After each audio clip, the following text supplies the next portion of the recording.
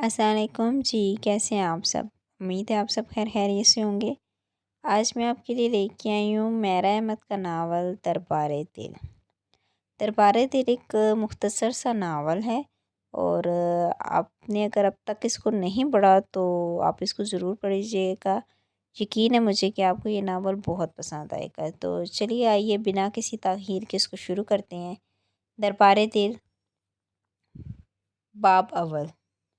मेरे सामने dining table पर रखे हुए गिलास में मौजूद मशरूब यकदम और स्याह हो गया। गिलास के किनारों पर मेरी लिपस्टिक के निशान थे।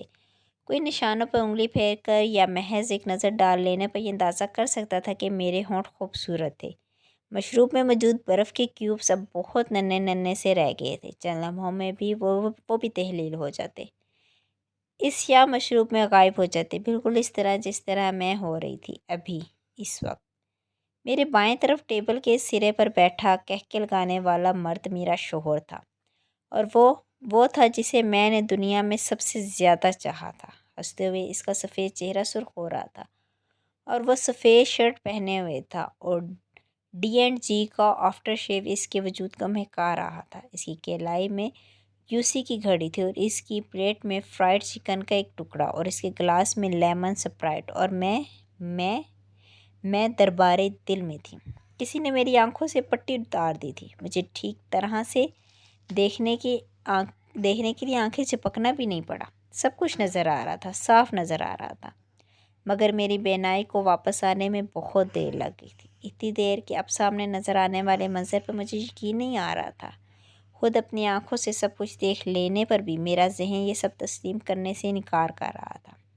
जहन को जो कुछ समझाने की कोशिश कर रहा था, आंखें और दिल नहीं मान रहा था, और आंखें जो कुछ दिखाने की कोशिश कर रही थी, जहन इस पर यकीन नहीं ला रहा था। मुझे अपना वजूद यकदम बर्फ़ का बुत बनता महसूस हुआ था, या फिर कांच का मुजस्मा जो उंगली की हल्की सी ज़रब से टुकड़े टुकड़े हो जाता, यूँ ढह जाता जैसे वो कभी था ही नहीं। मैंने अपने होंठ खींचने की कोशिश की और मेरे होंठों ने मेरा साथ नहीं दिया। एक अजीब डेफिनेस थी जो मेरे वजूद के हर अज़ू में उतर आई थी। मेहर समी का अपना जिस्म इसको ऑन करने से इनकार कर रहा था। वो किसी और के इशारे पर जा रहा था, किसी और के इशारे पर। मैं पिस रही थी। मेहर समी, मेरा जहन सब कुछ तस्लीम करने की सही में मसरूफ़ था। और मुराद, वो हंस रहा था। मेरा शोहर, वो शख्स जिसे मैंने सबसे बढ़कर चाहा था, वो हंस रहा था। उसकी हंसी में कांटों जैसी चुभन थी। वो मुझ पर हंस रहा था और फिर मैंने अपने हाथ में पकड़े छुरी और कांटे को भी एकदम हंसते देखा। फिर टेबल पर मेरे सामने पड़ी मेरी डिनर प्लेट, फिर मेरा ग्लास, बारी बारी सब हंसने लगे थे। और फिर मेज़ पर पड़ी हर शय, हर चीज़, डिशेस, प्लेटें, चम्मच, कांटे, छुरियाँ, डोंगे, ग्लासेस, सब इस कोर्स में शामिल हो गए थे। फिर टेबल, कुर्सियाँ, डेकोरेशन पीसीज, दीवार पर लगी पेंटिंग्स, लाइट्स, पर्दे, फर्नीचर, ड्राइंग रूम और डाइनिंग की हर शय कहके लगाने लगी थी। इन सब की नज़रें मुझ पर थी और इन सब की उंगलियां भी मुझ पर उठी हुई थी। वहाँ कमरे में मौजूद हर शय का जैसे एक चेहरा उगाया था और हर चेहरे की नज़रें मुझ पर थी और मैंने देख नहीं पा रही थी। मेरे हाथ से कांटा प्लेट में गिरा। मुराद ने मुझे चौंक कर देखा। क्या हुआ? तुमने खाना क्यों छोड़ दिया? मुराद ने मुझसे पूछा। इसके लहजे में तशवीश थी। और इंसान शर को इस तरह मांगता है जिस तरह खैर को। बेशक इंसान बड़ा ही जल्दबाज वाक़िया है। सूरह बनी इसराइल पारा 15। भाभी क्या हुआ? ये मोनस था, मेरे शोहर का बेहतरीन दोस्त। आपकी तबीयत तो ठीक है? वो भी मुराद की तशवीश में शामिल था। मैंने इसके चेहरे को देखा, इसके नाम को दिल में दोहराया। मोनस। मोमी बेयकीनी थी कि भंवर की तरह मुझे अपने हिसार में लिए हुई थी और मैं बेबस सी इसकी गिरफ्त से अपने आप को छुड़ाने की कोशिश कर रही थी। Practical joke. किसी ने मेरे सर पर कुछ मारा। 500 रुपये, एक दूसरी आवाज़ ने सरगोशी की। 1000 रुपये। आवाज़ें थी कि बढ़ती जा रही थी। मैंने सांस लेने की कोशिश की। मैंने आवाज़ों की बाज़गिश्त से फ़रार होने की कोशिश की। क्या बात है महर? वो फिर मुराद था। उसने मेरे हाथ पर हाथ रखा, मगर मेरे हाथ ने इसके हाथ का लम्स महसूस नहीं किया। मैंने अपने हाथ को देखा। वो लम्स महसूस क्यों नहीं कर रहा था? क्या ये वो नहीं था या मैं वो नहीं थी? खाना खाना क्यों बंद कर दिया? वो पूछ रहा था। मैं क्यों खा रही थी? मैं सोच रही थी। इस तरह क्यों देख रही हो? उसे मेरी नज़रें अजीब लगी। इस तरह क्या देख रही थी? میں نے سوچا وہ تو کبھی بھی چہرہ نہیں تھا میرے لیے، صرف آواز تھی۔ پھر میں چہرے کو کیوں دیکھ رہی تھی؟ کیا دیکھ رہی تھی؟ جب آوازیں چہروں میں تبدیل ہوتی ہیں تو کیا وہ سب کو اسی طرح بھیانک لگتی ہے جیسے مجھے لگ رہی تھی؟ یا پھر یہ صرف میرے ساتھ ہی ہوا تھا، میرے ساتھ ہی ہونا تھا؟ مہر کیا سوچ رہی؟ آواز نے ایک بار پھر کہا۔ نہیں، چہرے نے ایک بار پھر کہا۔ ہاں، یہ وہی تو تھا، وہی آواز۔ پھر آخر میں نے اسے الویژن کیوں سمجھا، کیوں جانا؟ میں نے اس کے ہاتھ کے نیچے سے اپنے ہاتھ کو کھینچا۔ میں اس کی نہیں تھی، میں کسی اور کی تھی۔ کس کی؟ میں نے دل کو ٹٹولا۔ آئیے مہر سمیع، آپ بھی آئیے۔ دل نے مجھے خوش آمدید کہا۔ دیکھیے آپ نے کیا پایا ہے۔ وہ مسکرا رہا تھا۔ جو پایا ہے وہ کھرا ہے یا کھوٹا؟ وہ پوچھ رہا تھا۔ کھرا ہے تو کیا دام دیے ہیں؟ اس کا لہجہ عجیب تھا۔ کھوٹا ہے تو کیا کھویا ہے؟ میں نے سر اٹھا کے دیکھا۔ میں دربارِ دل میں تھی، دل بادشاہ کے حضور۔ دیکھیے انجام محبت، اور کہیے آپ کہاں ہیں؟ وہ تمسخر سے کہہ رہا تھا۔ کیا محسوس کر رہی ہیں؟ کیا کہنا چاہتی ہیں؟ کچھ کہہ پائیں گی؟ اب نہیں، ابھی بھی، دل نے ہنس کر مجھ سے کہا تھا، اور پھر میرے وجود سے اپنی زنجیریں ہٹا دی تھی۔ میں دل کی گرفت سے آزاد ہو گئی تھی۔ اتنے سالوں میں پہلی بار بوجھ ہٹا تھا، یا بوجھ بڑھا تھا۔ جائیے، آپ کو آزاد کرتے ہیں۔ انجام محبت دیکھ لینے والے دربارِ دل میں کیا ٹھہریں گے؟ وہ کہہ رہا تھا۔ جائیے، مگر میں کہاں جاتی؟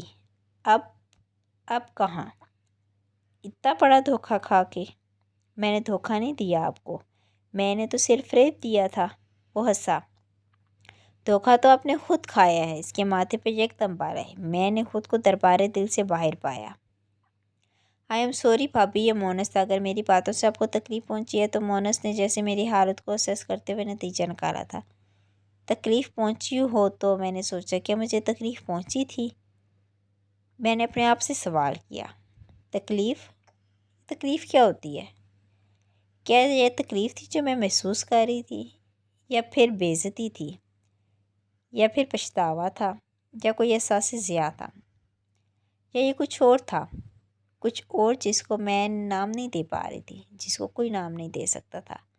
مجھے اس موضوع پر بات کرنی نہیں چاہیے تھی، مونس وضاحت کر رہا تھا۔ مجھے اصل میں اندازہ نہیں تھا کہ آپ کو اتنا برا لگے گا، ورنہ میں بات کرتے ہوئے محتاط رہتا۔ نہیں یار، تم نے ایسا کچھ نہیں کہا کہ تمہیں ایکسکیوز کرنی پڑے۔ مراد نے مونس کو ٹوکا۔ وہ ٹھیک کہہ رہا تھا، معذرت مونس کو نہیں کرنی چاہیے تھی، وہ کسی اور کو کرنی چاہیے تھی، میرے شوہر کو، مراد کو، مومی کو، یا پھر شاید مجھے۔ مہر سمجھدار لڑکی ہے، وہ ایسی چھوٹی چھوٹی باتوں پر ناراض ہوتی ہے، نہ برا مانتی ہے۔ مراد مونس کو تسلی دے رہا تھا۔ چھوٹی چھوٹی باتیں؟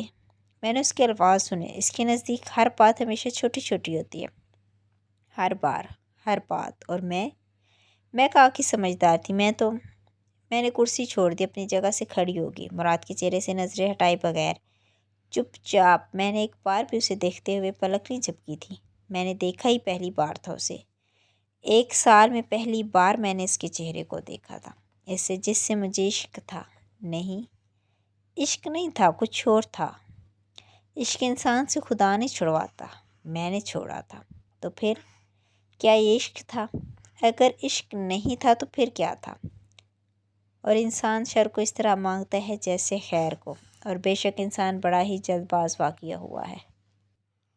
مہر رکو، کہاں جا رہی ہو؟ مجھے پیچھے سے آوازیں دے رہا تھا، وہ جو میرا کچھ بھی نہیں تھا، اور میں اگر پیچھے مڑ کر دیکھ لیتی تو ایک بار پھر پتھر کی ہو جاتی، جیسے 4 سال سے پتھر کی ہو گئی تھی۔ پھاپھی ناراض ہو گئی، مراد ہمیں یہ بات نہیں کرنی چاہیے تھی۔ مونس کہہ رہا تھا۔ وہ ناراض نہیں ہوتی، تم کھانا کھاؤ، میری اور اس کی بہت اچھی انڈرسٹینڈنگ ہے، میں اسے منا لوں گا۔ وہ آخری جملہ تھا جو میں نے سنا تھا۔ اس کے بعد میں ڈائننگ روم سے باہر نکل آئی، اور میں نے پہلی بار لاؤنج کو دیکھا تھا۔ میں اس گھر میں پچھلے 1 سال سے رہ رہی تھی، مگر میں نے 1 سال میں پہلی بار اس جگہ کو دیکھنے کی کوشش کی جو میرا گھر تھی، اور میں اسے پہچان نہیں پائی۔ میں وہاں کیوں تھی؟ کیا تعلق تھا میرا اس گھر سے؟ میرا ذہن جیسے معاف ہو گیا تھا، کسی سوال کا جواب نہیں دے پا رہا تھا، اور میں چہروں کی شناخت کھو رہی تھی، یا پھر شاید پہلی بار کر رہی تھی۔ پھر لاؤنج سے گزرتے ہوئے میں نے اپنے عکس کو آئینے میں دیکھا، اور میں اسے بھی پہچان نہیں پائی۔ وہ کون تھی جو آئینے میں تھی؟ وہ تو میں تو نہیں ہو سکتی تھی۔ مہر سمیع تو کوئی اور تھی، اور جو میرے سامنے آئینے میں تھی وہ کون تھی؟ ساڑی میں ملبوس، کٹے ہوئے اسٹرکٹ بال، زیورات سے لدا پھدا وجود، میک اپ سے لتھڑا چہرہ، کیوٹکس لگے لمبے ناخن، سلیو لیس بلاؤز سے جھلکتے اور یا بازو۔ مہر سمی تو میں نے بے یقینی سے آئینے کو دیکھا، پھر اپنے ناخنوں کو، پھر اپنے ہونٹوں پہ لگی لپسٹک کو پوروں سے چھوا۔ یہ سب کچھ کس وقت ہو گیا تھا؟ بے یقینی تھی۔ میں مہر سمی تھی، مگر آئینے میں نظر آنے والا وجود کسی اور کا تھا۔ مگر آئینے کے سامنے تھی، میں تھی، مہر سمی۔ تو پھر آئینے کے اندر کون تھا؟ کیا مہر سمی کوئی بھیانک خواب تھا جو ختم ہو گیا تھا، یا پھر خواب شروع ہوا تھا؟ دوسرا باب۔ اے اللہ، آپ کے فضل اور مہربانیوں کی کوئی کمی نہیں۔ میں قدم قدم پر آپ کو احسان کرتا ہوا پاتی ہوں۔ مجھ سے آپ کی مہربانیوں کا شکر نہیں ادا ہو پاتا۔ میری اس کمی کو درگزر فرما، مجھے ہر درد و تکلیف سے محفوظ رکھ، میرے دل سے سکون اور میری خوشیوں کی حفاظت فرما۔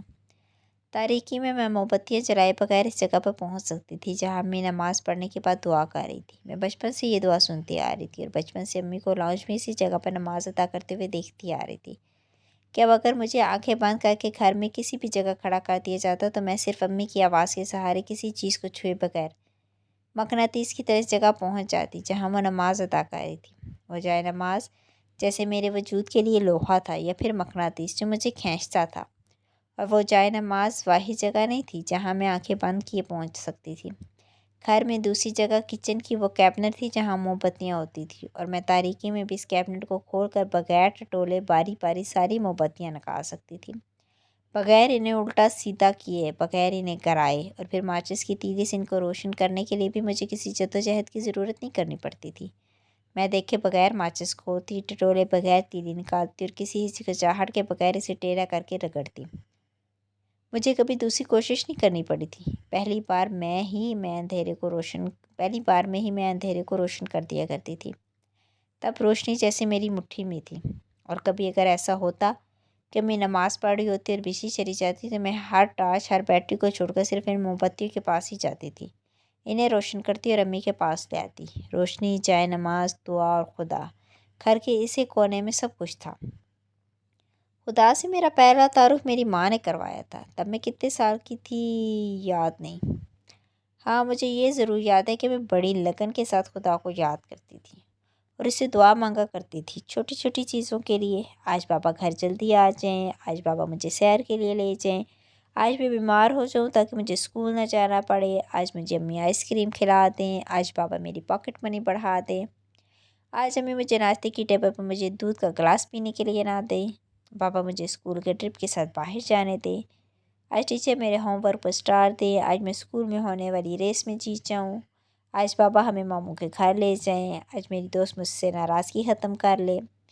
مجھے یاد نہیں تب میری کتنی خواہشات کے پورا ہونے میں دعا کا عمل دخل تھا، مگر مجھے یہ ضرور یاد ہے کہ ہر بار دعا قبول نہ ہونے پر میں امی سے شکایت ضرور کیا کرتی تھی۔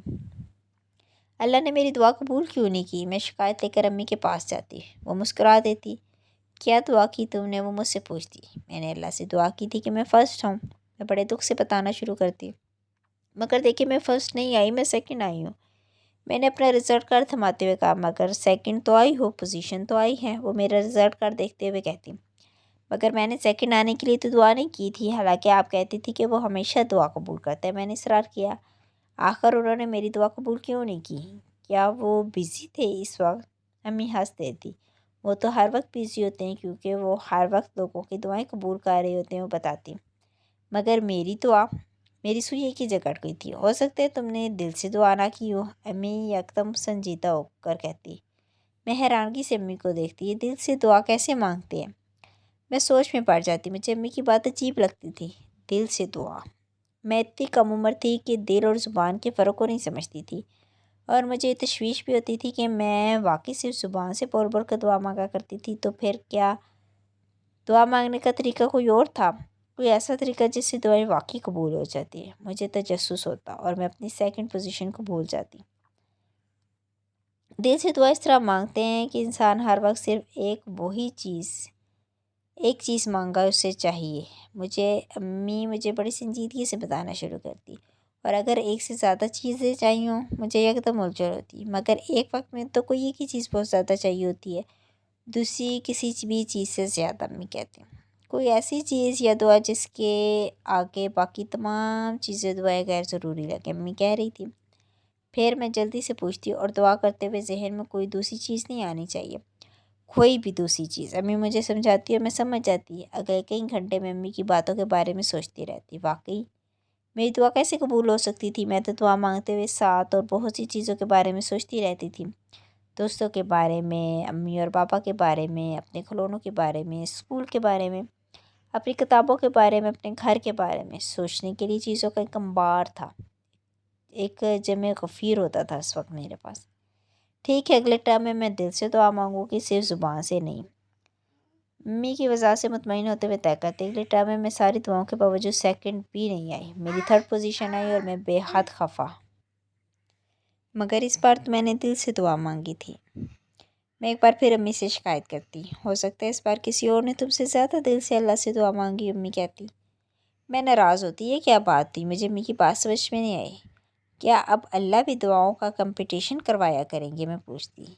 आप तो कहती हैं कि वो हर एक की दुआ कबूल करते हैं। मेरी नाराज़गी में और इजाफा होता। लेकिन अगर एक चीज़ एक ही वक्त में दो लोग मांग रहे हो तो फिर ये तो तय करना पड़ेगा ना कि किसकी दुआ कबूल करनी चाहिए और किसकी नहीं। अम्मी मुझे समझाती। मुझे इस बार अम्मी की फ़िलासफ़ी समझ में नहीं आई। मेरे नज़दीक एक चीज़ दो लोगों के मांगने का मतलब था कि अल्लाह मुझे और दूसरी लड़की दोनों को फर्स्ट पोजीशन दिलवा देती और बस बात ख़त्म।